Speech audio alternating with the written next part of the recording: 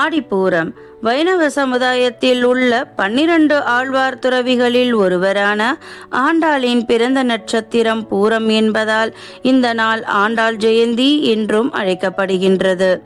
ஆண்டாள் லக்ஷ்மி தேவியின் அவதாரம். இளம் பெண்ணாகிய ஆண்டாள் இறைவன் விஷ்ணுவை தன் காதலனாக தேர்ந்தெடுத்து தன்னுடைய பக்தியால் புனிதமடைந்தாள். ஆண்டாளின் பக்தி, விசுவாசம் மற்றும் இறைவன் மீது கொண்ட பிரியம் தமிழர் சமுதாயத்தில் ஓர் முக்கியமான இடத்தை பெற்றுள்ளது. ஆடி மாதத்தில் வரும் பூரம் நட்சத்திர நாள் ஆடிப்பூரம் என்ற பெயரில் அம்மன் ஆலயங்கள் தோறும் கொண்டாடப்படுகின்றது. ஆடி மாதத்தில் சிவனை விட அம்மனையே அதிகமாக வழிபாடு செய்வார்கள். பூமியில் அவதரித்த அம்மன் ஆடி மாதத்தில்தான் பூப்படைந்ததாகவும் சூளுக்கு தயாரானதாகவும் கூறப்படுகிறது. அதை குறிப்பதாக ஆடிப்பூரம் திருவிழா நடைபெறும் 10 நாட்களும் அம்மன் தினமும் ஒரு கோலத்தில் பக்தர்களுக்கு காட்சி தருவதாக நம்பிக்கை.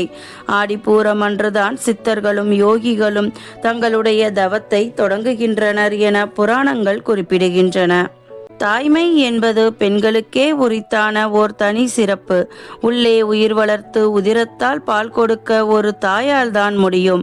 நம்முடைய மானிட வழக்கமான சூழ் கொண்ட பெண்ணுக்கு வளைகாப்பு நடத்துவது போல படைக்கும் அன்னையாய் இருந்தும் கண்ணி என்று மறைகள் பேசும் அம்பிகைக்கு நாம் வளைகாப்பு நடத்தி கண்டு கழித்திடும் நாள்.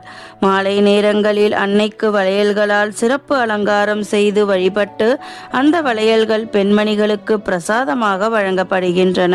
திருநெல்வேலி காந்திமதி அம்மனுக்கு ஆடிப்பூர விழாவின் 4ஆம் நாளன்று ஊஞ்சல் மண்டபத்தில் வளைகாப்பு விழா நடைபெறும்.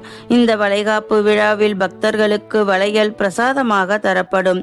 இந்த வளையலை வாங்கி அணிந்து கொள்ளும் பெண்களுக்கு விரைவில் வளைகாப்பு வைபவம் நடப்பது உறுதி என்பதும் நம்பிக்கை. சில இடங்களில் ஆடிப்பூரம் முளைப்பாலிகை திருவிழாவாகவும் கொண்டாடப்படுகின்றன. ஒரு வாரத்திற்கு முன்னரே அவரவர் இல்லங்களில் நவதானியங்களை விதைத்து முளைப்பாலிகையை தயார் செய்கின்றனர். திரு ஆடிப்பூரத்தன்று அவை அம்மன் சந்நிதியில் சேர்க்கப்படுகின்றன. முளை வளர்ந்துள்ள விதத்தில் இருந்து வருடம் எவ்வளவு செழிப்பாக இருக்கும் என்பதை உணர்த்துகின்றது என்பது ஐதீகம். பல்வேறு ஆலயங்களில் ஆடிப்பூரம் அம்மனுக்குரிய பிரமோற்சவமாக 10 நாள் திருவிழாவாக வாகன சேவையுடன் சிறப்பாக நடைபெறுகின்றது.